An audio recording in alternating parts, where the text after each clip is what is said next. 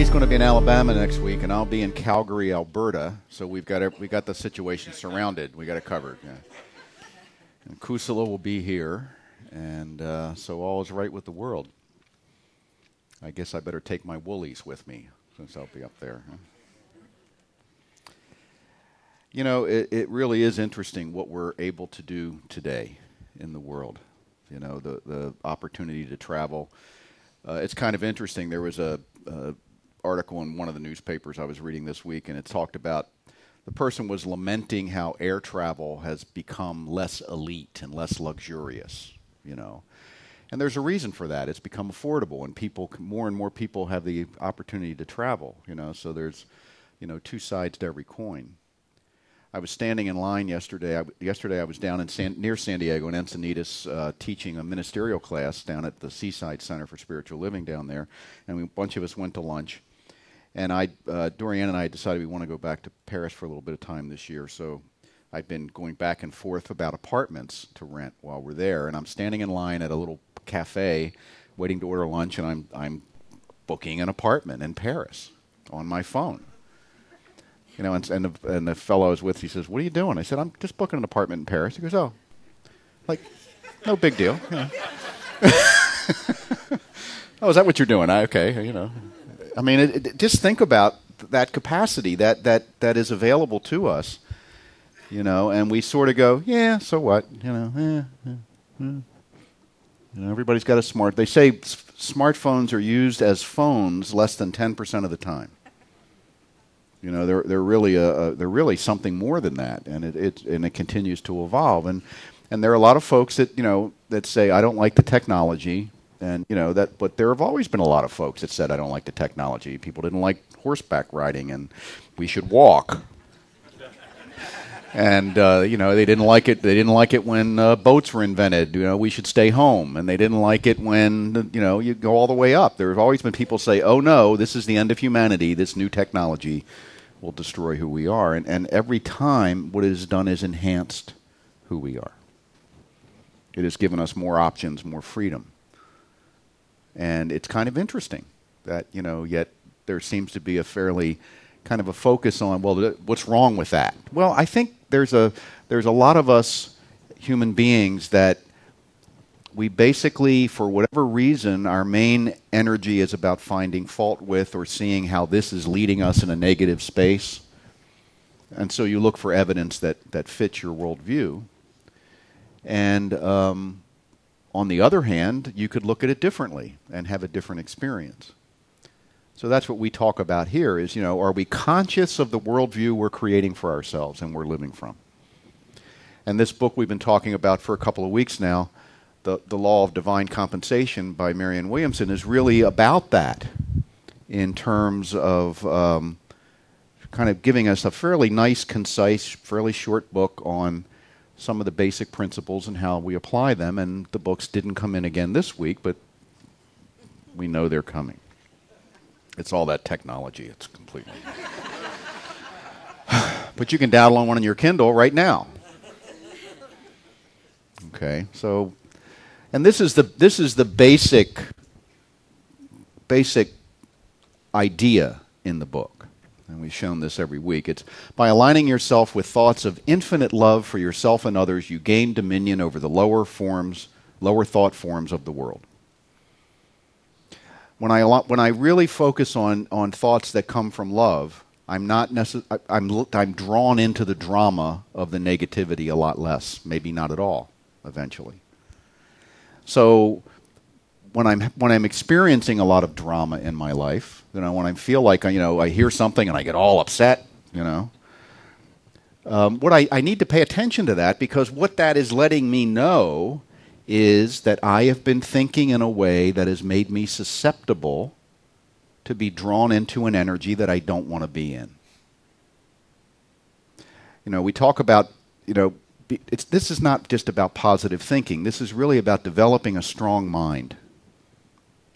You know, what I would define as a high-performance person is someone who is able to set an intention in their mind and actualize that intention in their life in a significant way. And quite often we have trouble doing that because we don't just set the intention and keep the thought consistent with the intention. We set the intention and then our thoughts are haphazardly all over the place as we go through the day. You know, you go to lunch with the complainers because that's who eats lunch together. I don't know if you know that. Hey, you want to go to lunch? If they're inviting you, they assume you're a complainer. And you go to lunch and you complain.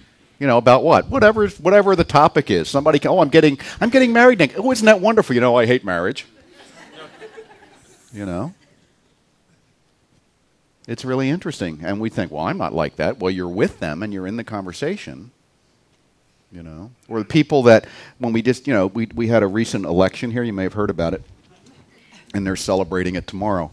And with the inauguration. And there are a lot of people out there, you know, you can kind of, if you pay attention watching the news or online, that when somebody puts up a political idea or political statement, they go into outrage. It's like instantaneous.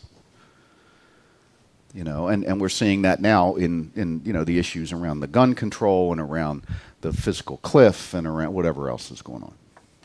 And it's not like, oh, there's an idea, let's talk about that. It's, you know, it's like lighting a fuse and the bomb goes off. And people would say, well, I don't like being that way. I wish the other side would stop talking about their opinions. It just sets me off. You know. So by aligning yourself with thoughts of infinite love for yourself and others, you gain dominion over the lower thought forms of the world. If you're getting set off, you're not aligning yourself with thoughts of infinite love for yourself and others. You're spending time thinking that others are separate, that they're apart, that they're the enemy, that they're, you know, whatever they are. And this doesn't mean that if you think thoughts of infinite love and wisdom for yourself and others that you'll agree with what everybody else says. Stupid people will still be stupid. You just won't be one of them. That'll be the difference. You have a different experience. Ken Wilber talks about the idea of people living at different levels of consciousness, of different levels of awareness. And he said people living at different levels of awareness don't see the world differently. They live in different worlds.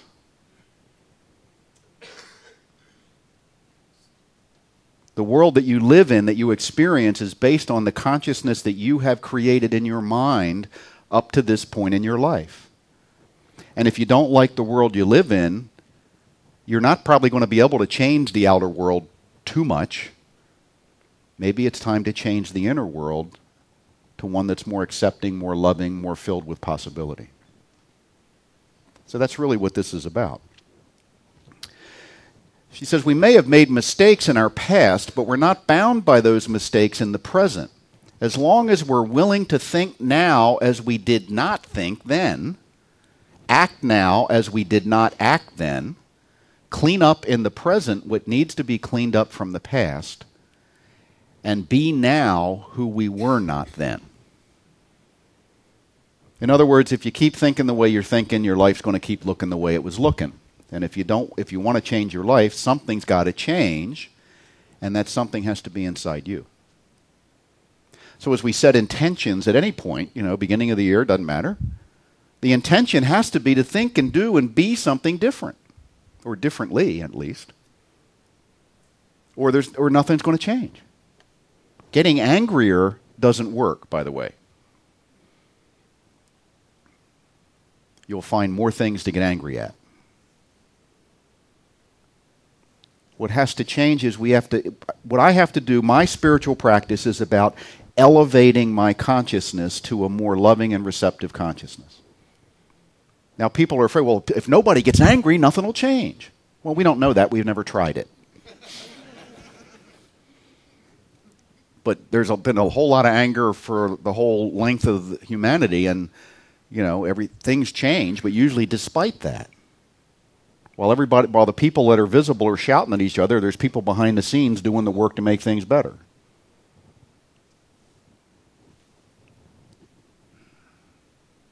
So, what's the feeling tone of your life right now? If you were to just say, okay, if I were to imagine my average day, my typical day, as I go through my typical day, what is my experience of myself and my world?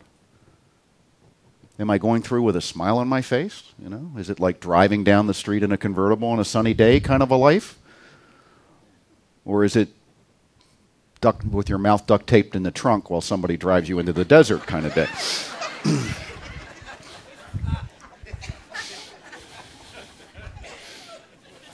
Because I'm sure we've had both kinds of days, right? I'm just asking, what's the average feel like? You know? And one way to tell is when things go wrong, as we would define wrong, is there a, yeah, that's the way it is. And when things go right, you're surprised. Or is it the other way around? When things go right, you're like, yeah, of course, that's the way it is. And when things go wrong, you're, really? You know, a quick story, I've told this before, but it's a classic story that sort of emphasizes it. And since today is sort of the Christmas Eve for the National Football League,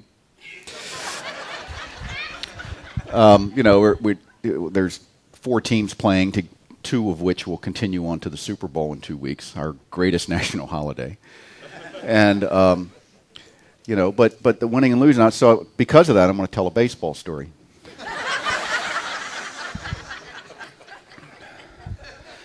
So in 1977, the Yankees and the Dodgers were in the World Series. And it's a long time ago, but the game's pretty much the same.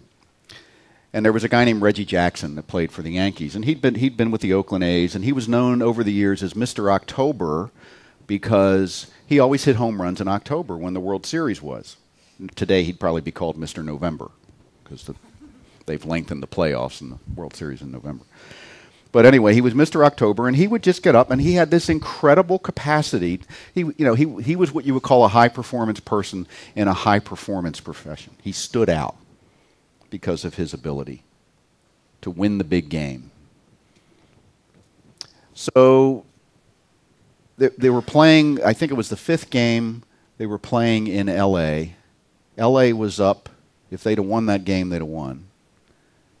And Reggie, it was the top of the 9th, and Reggie Jackson was up with 2 runners on base, and the Yankees were down by 2 runs. So all he had to do was hit a home run, and they would win the game, assuming the Dodgers didn't score in the 9th inning.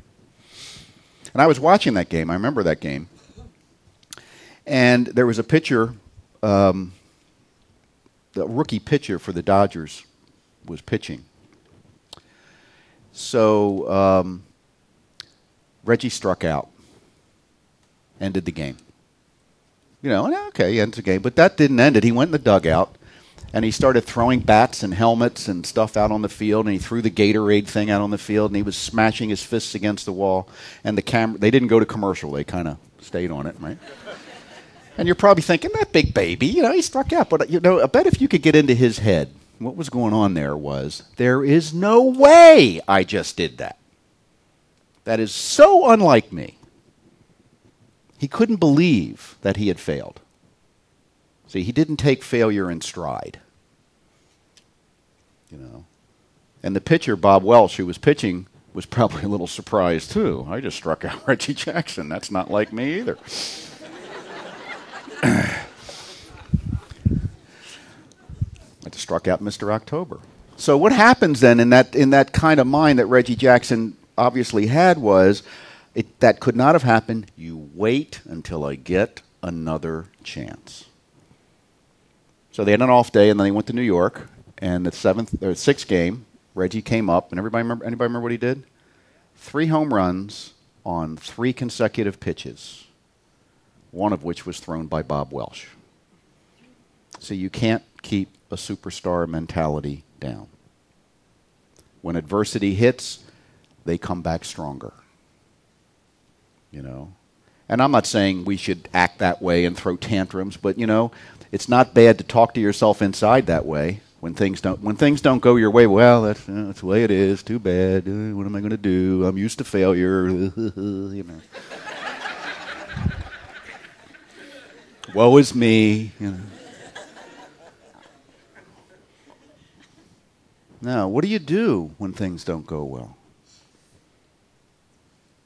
Are you knocked completely off center and not able to recover? Or do you say, oh boy, you wait till I get another chance? What is it like you to do? And if what it's like you to do is not what you would want it to be like you to do, you can change that. If you're willing to do some work to reprogram that consciousness or whatever it is, the consciousness that you have. So what did Reggie do? He just corrected for the mistake. He didn't act like himself, then he went out and acted like himself. And so did, by the way, did Bob Welsh. He corrected for the mistake too. It's not like me to strike out Reggie Jackson. Next time I get the chance, I probably won't. Now, that's not what he's saying out loud, but the subconscious, that's what goes on. If we want something different in the future, we've got to do something different from the past. The whole process has to change, from thought to feeling to belief to actualization. Has to change, or we continue to get the same thing we've gotten before. The I Ching says, it is only when we have the courage to face things exactly as they are, without any self-deception or illusion, that a light will develop out of events by which the path to success will be realized. And that was written a long time ago. It is only when we're really to look at things realistically. We're not encouraged to do that very much in our culture. We're encouraged to join a group or a political party or an association and take on the beliefs of that group and make sure the evidence fits the beliefs. That's what we're conditioned to do by the media. That's how they sell you stuff. And I consume a lot of media, but I'm under no illusion that they're trying to do anything other than sell me something. Because that's the kind of system we have. We have an economically based system. So to say, well, the media should look out more for the people is like, well, that's an interesting thought, but they'd go bankrupt doing that. And then there wouldn't be any media. So you got to take the media you get. You see? But if you understand that, you can consume media in an intelligent way and kind of see what's being how they want to shape it and how they don't. If you say, well, they're just telling me the truth. Nobody in your life just tells you the truth, right? We all shade it a little. We have our biases. Let's look at it in this light, right? Let's put a good spin on this. Sure, it's your birthday and you're a year older and 1 year closer to death, but you've got so much ahead of you.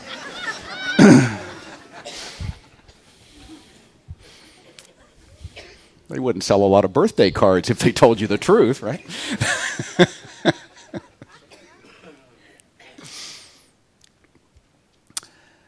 Marianne says in the book, the ego or fear mind is the false belief that we are separate from God. And this really gets down to the basis. And I love statements like this. It's very clear, but it's also a little confusing because separate from God, what does that mean? Well, it depends on what your definition of God is. The definition of God I grew up with, I want to be separate from. But if we see God as the totality of all things, even the word God probably is confusing because it's got so much baggage for some people. But just think of the God that is the idea. All God is an idea, a metaphor for that which is beyond knowing. Because it's so immense, it's everything, we can't possibly know what it is.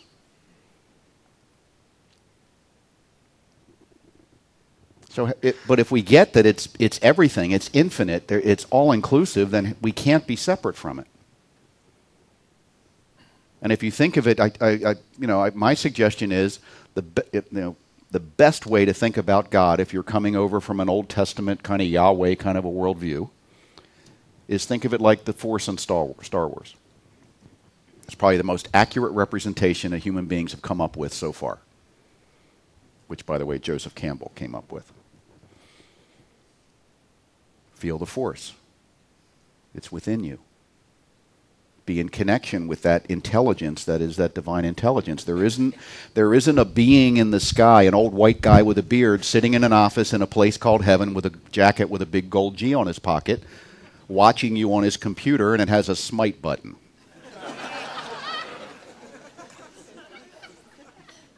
and he doesn't like you because that woman ate that apple.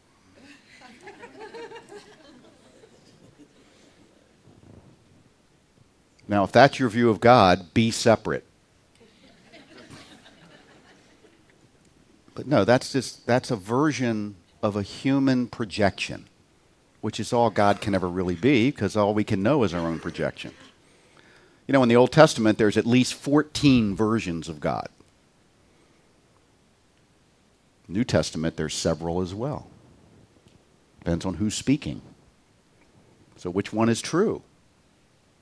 Well, the truth is greater than any of them. It's greater than all of them put together. It's something that's essentially unknowable. What we can know is that we come to realize that within us is some spark of intelligence, some capacity to make choice and live our lives and see the results of those choices come back to us in our experience. So if that's the case, we ought make good choices. And we make good choices when we come from love. Love's the only thing that fits every situation. Love allows growth and evolution, and for you to move into new and expanded ideas and ways of thinking. Love still is there. So the fear-based mind begins with the idea that I'm here separate. I'm like a pin, the pinball in the pinball machine, and the flippers are knocking me all over the place. I wonder what's going to happen to me next. Well, nothing happens to you, ever. Everything happens through you. The pinball is deciding you're the pinball, but you're deciding where you're going. I think I'll go into that flipper. Mostly because I don't know any better, because I've been conditioned to think I don't have any choice in the matter. So I'm not a pinball, but I act like it. And then I form a religion that explains that.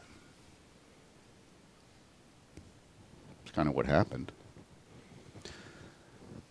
She talks about work and the idea, the divine compensation having to do with what you bring into your life, what you draw into your life, and the way you experience yourself in work. Think of your work not as separate from your spiritual life, but as central to your spiritual life. Whatever your business, it is your ministry. And what if we really believed that? What if you went into a job interview thinking, well, this is going to be my ministry? You might have a different attitude about what you would accept and what you would do. There's a whole range of issues around this that have to do with the need to compartmentalize your ethics so that you can exist in a competitive economic society. I remember my dad, when he would do things, he would talk about stuff at work, and it was like he was in the insurance business, and he would talk about how they would get policies and be competitive. And I used to say, well, what about aren't we supposed to be kind to each other? I was a little kid, what did I know? And he would say, son, business is different than religion. In business, you work to get all the business. And if anybody else has any customers, you've failed. Now, that's a nice way to live your life, huh? And he would say that, and the men sitting around the backyard would nod. It's true. So in other words, you're in a system where you can never win. And if you do win, everybody hates you. Kind of interesting.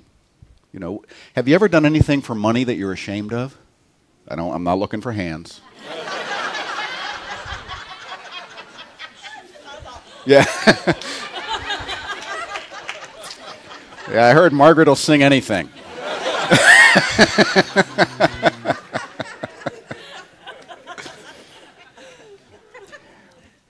Have you ever been in a job that felt like it was going to kill your soul?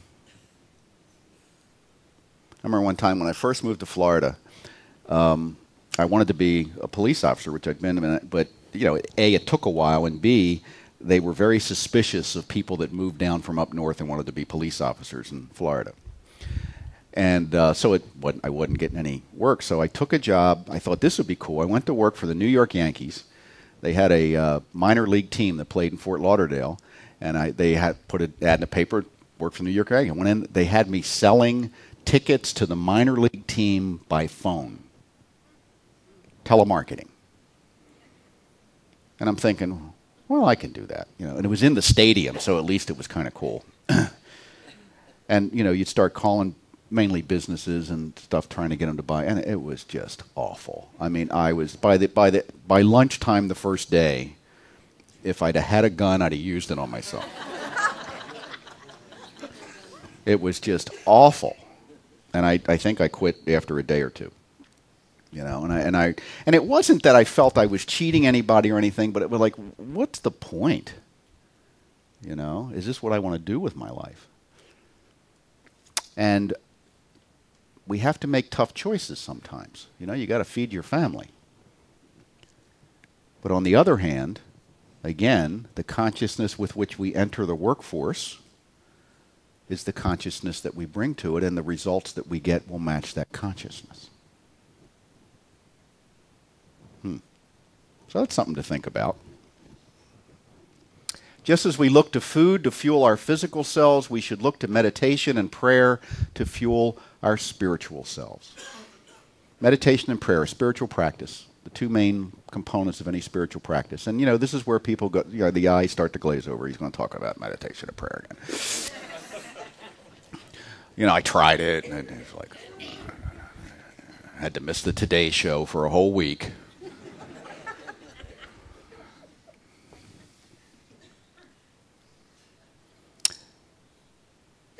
The thing about spiritual practice is, while you easily recognize your hunger for food that would nourish your physical self, we don't often recognize our hunger for spiritual nourishment, but we feel it. But it's hard to identify. Many of you are here because you have a hunger for some kind of spiritual nourishment. The soul, your soul, that is the essence of your being, that continues on eternally, is starving for you to realize your own magnificence, is starving for you to learn to give and receive love more powerfully and more completely. It drives you to do all kinds of crazy things because you haven't figured out what the true hunger is. We try to nourish the soul in relationships or in work or in trying to just keep ourselves busy, and it doesn't work. That emptiness is still there. A spiritual practice of meditation, which is listening to the deep inner wisdom within you, and prayer, which is speaking to the deep inner wisdom in you, is a complete conversation. If you establish an everyday spiritual practice and do it every day, you will see significant change in your life, in how you feel about your life. Your life doesn't even have to change if how you feel about it changes. Those irritating people can keep being irritating. It won't bother you. You don't have to get rid of them. Or worse yet, try to change them. If you'd only change the way you look and speak and act, we could have a pretty good relationship.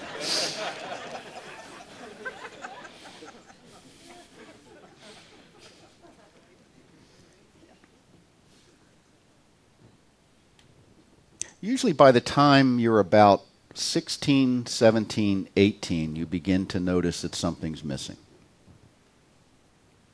John Bradshaw back in the 70s called it having a hole in the soul.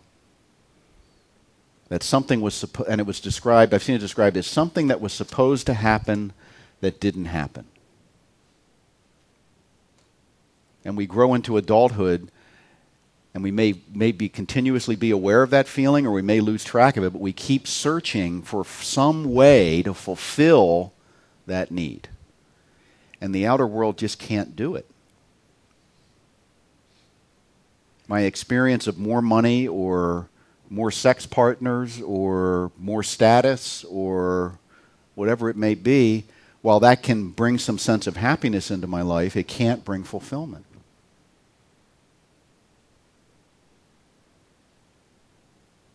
Even if you win the Academy Award. A couple of weeks later, you're going to be, well, now what do I do? How long can I ride that?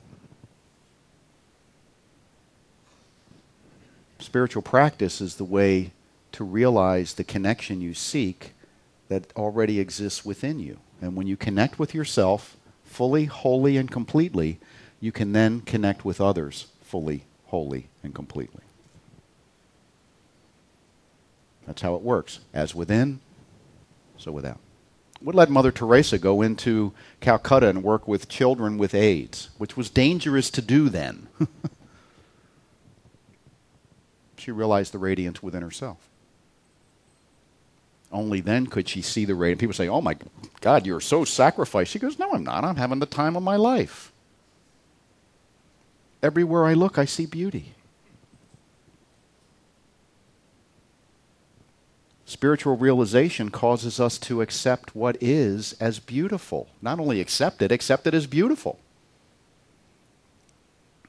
Because if I can't see the beauty in you, it means I can't realize it in me. So if someone in your life isn't seeing the beauty in you, it's not because you're not beautiful. It's because they haven't realized it in themselves. I don't see the world as it is. I see the world as I am, right? We know that. The world's screwed up. Uh-oh. The world's going to hell in a handbasket. Uh-oh. How come I'm surrounded with jerks? Uh-oh. Because that's what I'm seeing from. And that's a truth that we sit here and we can say, oh yeah, I get that. And you go out in the world and by tomorrow morning you're pissed off at everybody again. Unless you sit down and do a practice. And if you're already doing a practice and you're still seeing the world that way, deepen your practice. There's no greater gift you can give yourself than a spiritual practice. Even if it starts as like 10 minutes a day. Meditate for 5 and pray for 5. You don't know how to pray? We'll teach you. But the more you can do and the deeper it is, the more you open yourself to the realization that it's always been okay all along, that you have enough, you are enough, and that then you can operate within the world expecting to hit that home run rather than being surprised by it. Let me ask you a question. What's a home run for you this year? You know, I know a lot of it when you do your resolutions or you do your intentions, you're planning to hit some singles. That's a baseball term, by the way. I don't mean go out and hit people that are single. I'm always thinking, how can I be misinterpreted, you know?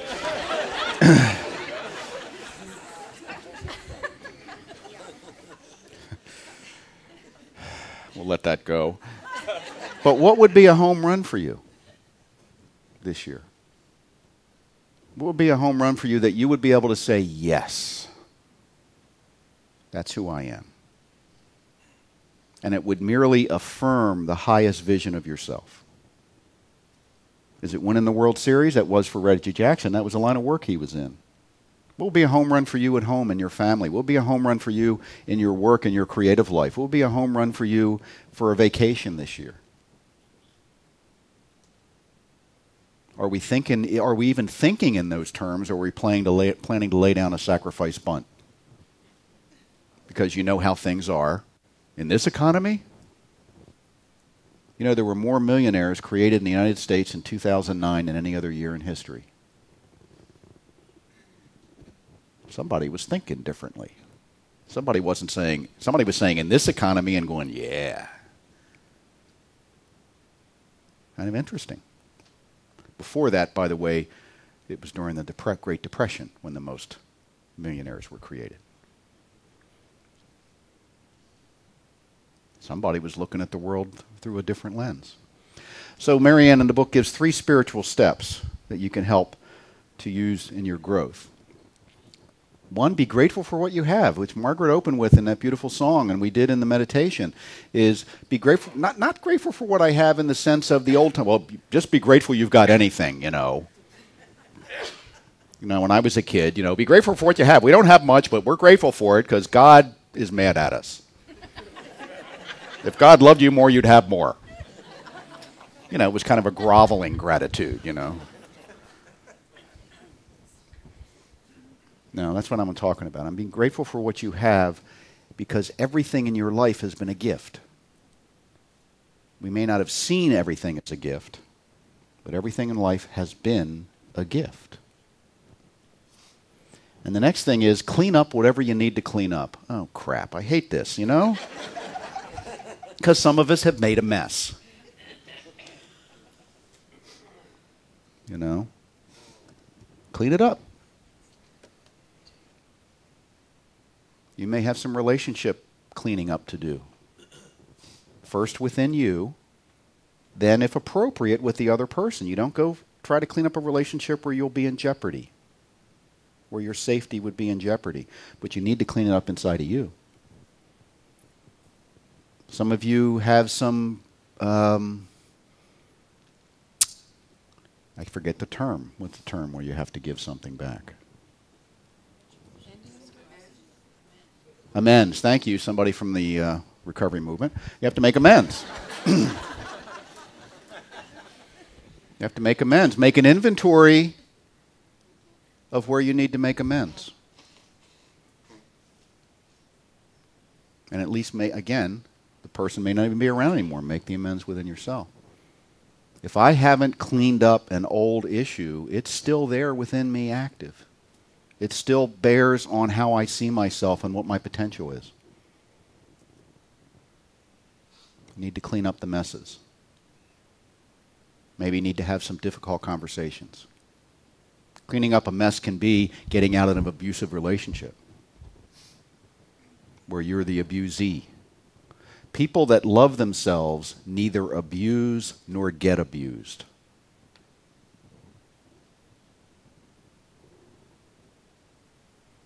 You don't tolerate either one. Wouldn't occur to you if you really loved yourself to abuse anyone else.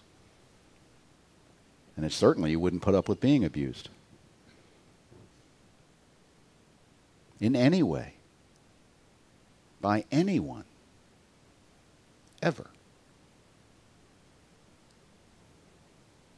Allow yourself to want what you want.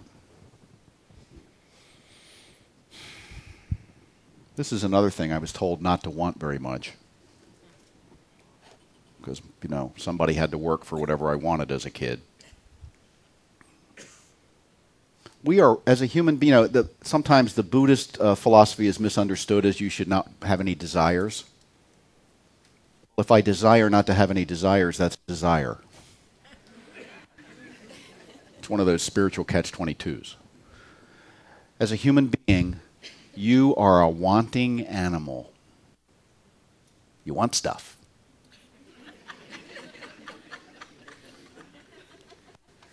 You want it, right? You go to the mall because you want stuff.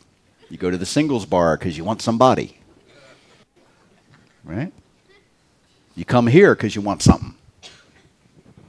Maybe you're looking to hook up with a spiritual person.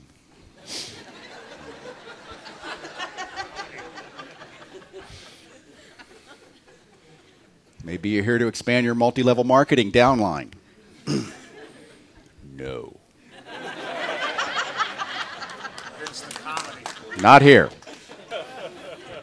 But you're here because you want something. Why'd you get out of bed and come here today?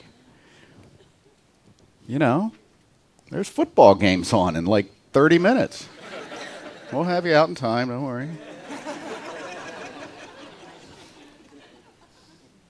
But, you know, the idea that there's something wrong with me if I want things is one of those things that we twist and turn about our own nature. It just isn't true. Nothing wrong with wanting things.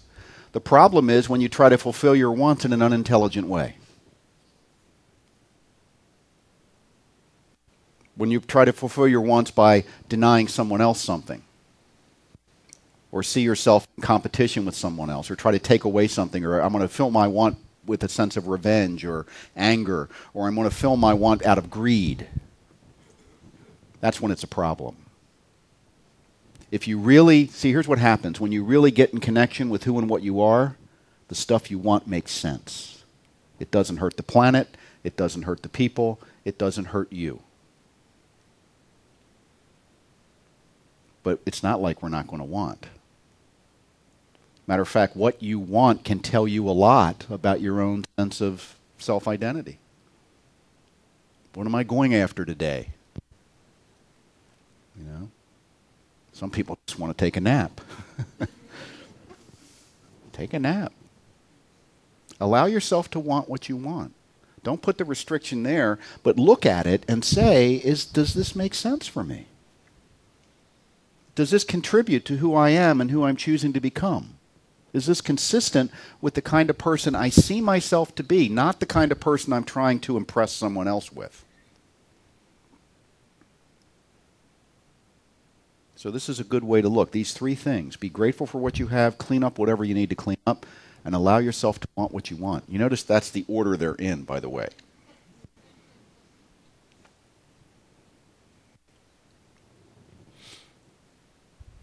So I thought this book was a good, fairly concise statement of the principles that we teach here.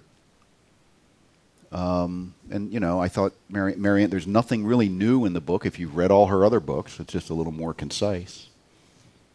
Well, there isn't anything new in truth, by the way.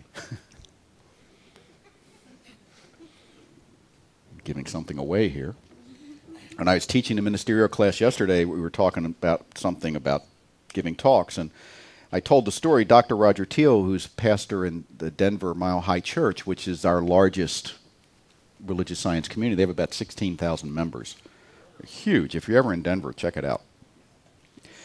Anyway, when he was a young minister, he was being brought along by Dr. Fred Vogt, who was the founder there and actually grew that into a really big work.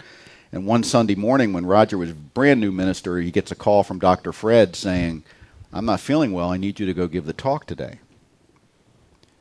And unlike our staff ministers, he didn't have a talk in his pocket.